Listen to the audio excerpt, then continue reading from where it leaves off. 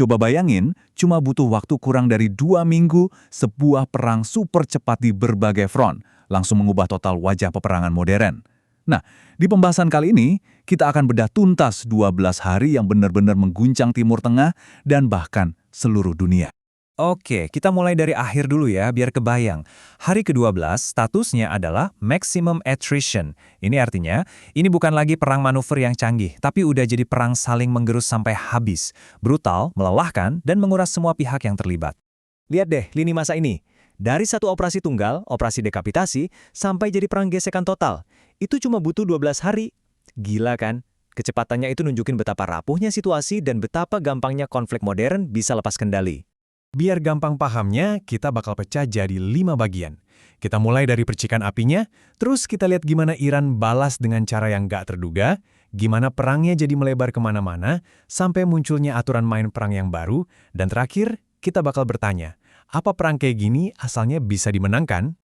Yap, semua ini berawal dari satu operasi. Satu serangan yang super berisiko, yang targetnya bukan main-main. Pucuk pimpinan tertinggi Iran. Idenya adalah melumpuhkan rezim langsung dari kepalanya. Dan inilah hari-hari itu, 28 Februari. Sebuah F-35 Israel berhasil membunuh pemimpin tertinggi Iran, Ayatollah Ali Khamenei. Iran tentu saja nggak tinggal diam. Mereka langsung balas, menembakkan 35 rudal. Tapi, di tengah kekacauan itu terjadi tragedi yang luar biasa mengerikan. Rudal Tomahawk Amerika salah sasaran dan malah menghantam sebuah sekolah perempuan. 160 anak tewas.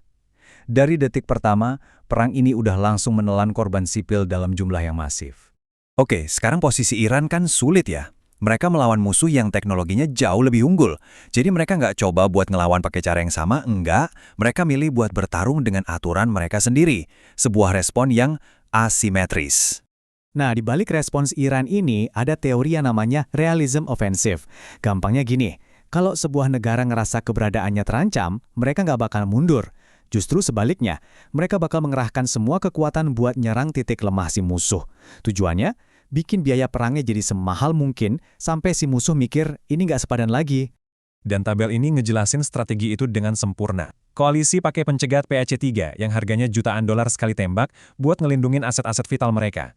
Sementara Iran, mereka ngirim ratusan, bahkan ribuan drone Shahed 136 yang harganya cuma beberapa ribu dolar. Jadi ini bukan soal menang duel udara, tapi soal bikin musuh bangkrut, bikin mereka nembakin rudal jutaan dolar ke drone murahan. Ini perang ekonomi, bukan perang teknologi. Jadi, ini langkah-langkahnya. Pertama, paksa musuh boros rudal mahal pakai drone murah.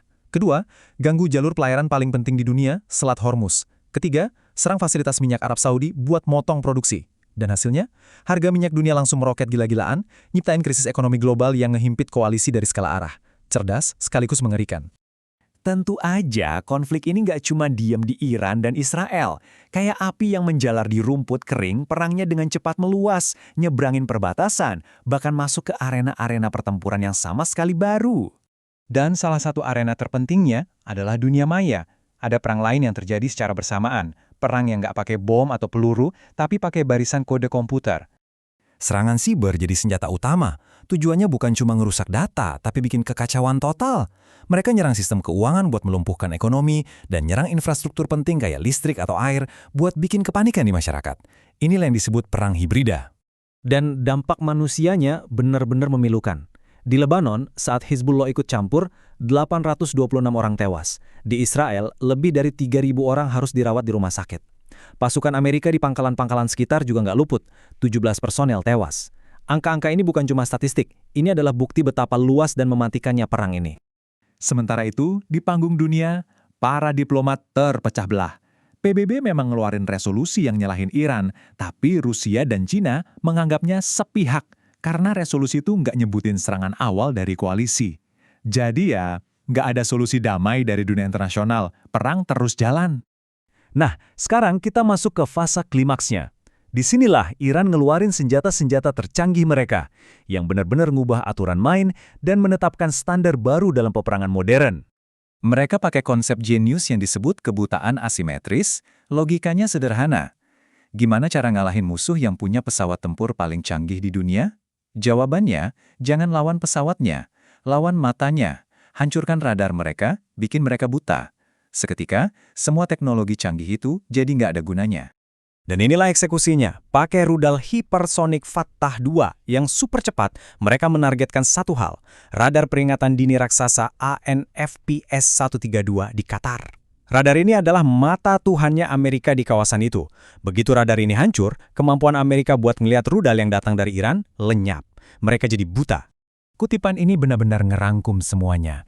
Kamu boleh punya jet tempur terbaik di dunia, tapi kalau kamu nggak bisa melihat musuhmu datang, semua itu jadi percuma. Ini adalah pukulan telak bagi cara berpikir militer konvensional.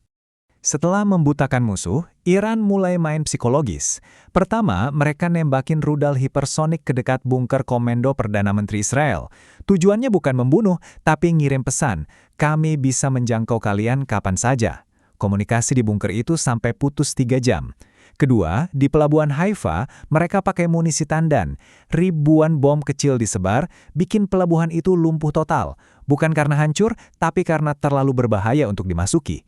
Ini teror yang ditujukan langsung ke mental lawan. Dan sampailah kita di hari ke-12, di sebuah situasi yang paradoks.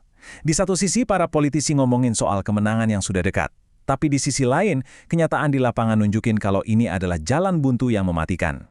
Dari Washington, Presiden Trump bilang ke dunia, ini hampir berakhir. Sebuah pernyataan yang jelas ditujukan buat nenangin pasar finansial dan nunjukin kalau mereka masih pegang kendali. Tapi di hari yang sama dari Teheran, pemimpin tertinggi Iran yang baru ngasih pesan yang 180 derajat berbeda.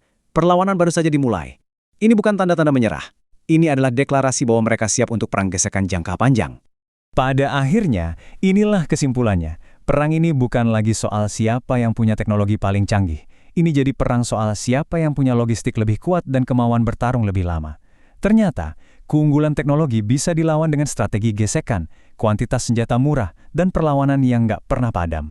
Ini nih yang akhirnya bikin kita mikir, kalau perangnya kayak gini, mainnya gesekan, serangan siber, sama perang psikologis, terus menang itu artinya apa? Gimana bentuknya sebuah kemenangan? Sebuah pertanyaan yang, jujur aja, mungkin nggak punya jawaban yang gampang.